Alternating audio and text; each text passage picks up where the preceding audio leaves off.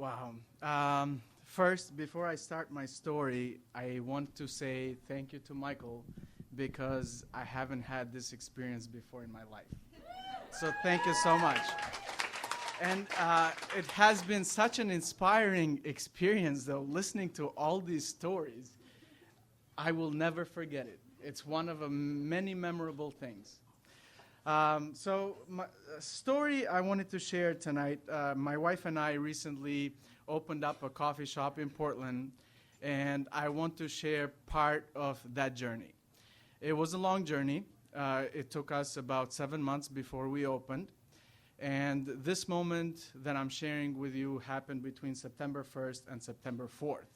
And it's one of those things that defined me and grew me. So it was September 1st, 8 o'clock in the morning. I get a phone call from my wife saying that we got the building permit from the city of Portland after we've been waiting for 2.5 months. And I was on fire. I mean, I was working. And first, let me tell you that I renovate buildings for a living. This is what I do. And I was working. I did all the interior finish of the building that our coffee shop is at. And I was working on the 3rd floor. The moment she called me, I was on fire. I started working. I started calling the lumber company to deliver tomorrow so I can start framing the coffee shop. I called the electrician to be there on Monday, and September 1st was actually a Thursday.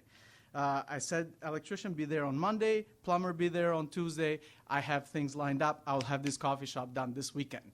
And yes, it's a true story.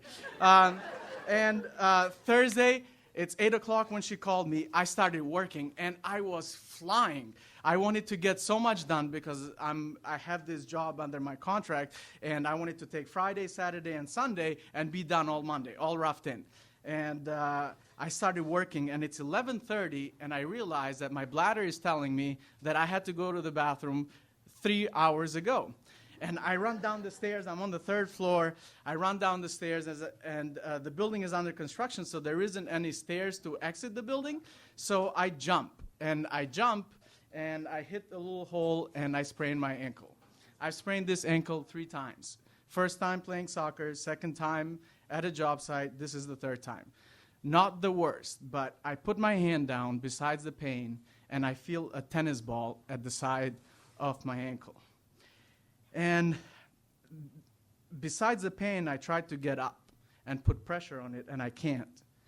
And I sit down. At this moment, somebody notices me and comes over, and I said, I just need you to go to the 3rd floor and get me the keys.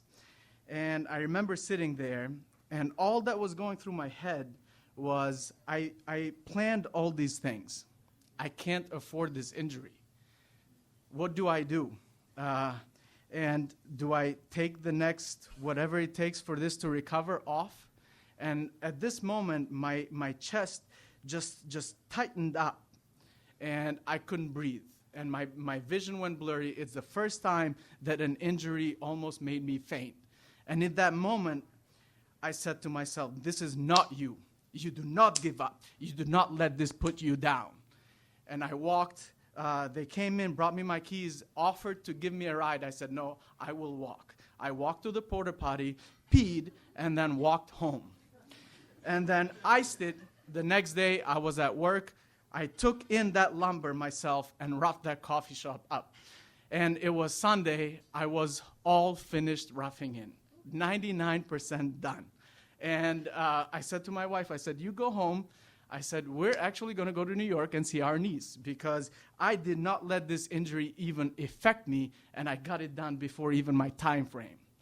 And she said, okay, I'll go home, get stuff ready. We'll go to New York. I had Monday lined up for electricians, Tuesday for plumber.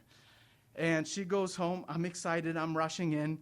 I'm building this little, it's more of an aesthetic at this point. I have everything roughed in for everybody to do what they need to do. And I just wanted a little wall for the sink to go in just because it suits my OCD. And I have a Boss-Stitch framing gun that holds wire weld nails. And I am shooting literally the last 2 nails. One of them hits the wood, the other one ricochets, goes through both of my fingers. two of them at the same time. And I'm looking at this, and I don't believe in God, right? So and I'm saying, is the universe giving me a message here, or is it really challenging me? Like, what do I do now? So I couldn't believe what was happening, but what was else going on, my wife cannot handle any injuries. And I'm like, what do I do? Because we're supposed to go to New York. She asked me if I could drive with my ankle. I said yes. So I go home, and she's like, so, are you ready? And I'm like, not yet. She's like, why are you holding your hand behind you? I said, I actually need to go grab a tool. So I went to pull this nail out myself. And there was a wire weld on the bottom of this finger and another one on this finger, because it has two. And I couldn't pull it out, and I thought that I would do more damage if I did, so I better either go see someone, or I had no choice on this particular one. And I don't like ERs. Believe me, I have many work injuries, but I don't like ERs. And she could tell that there was something wrong, that I was hiding my hand, and she's like, Mateo, please show me. Please show me. What did you do? Oh, my God, what did you do? And she almost starts. I said, it's not as bad as you think. I said, just, I will show you, but it's not as bad as you think. It's all good.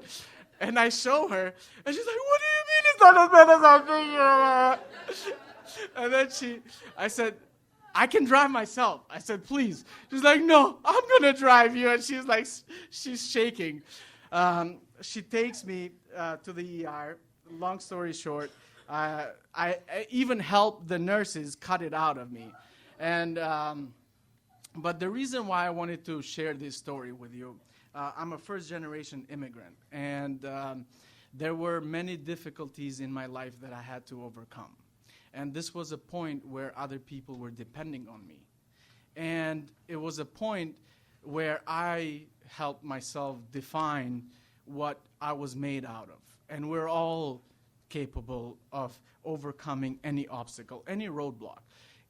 Injuries or anything in life, it's a matter of perspective. If you let it beat you, you will not grow.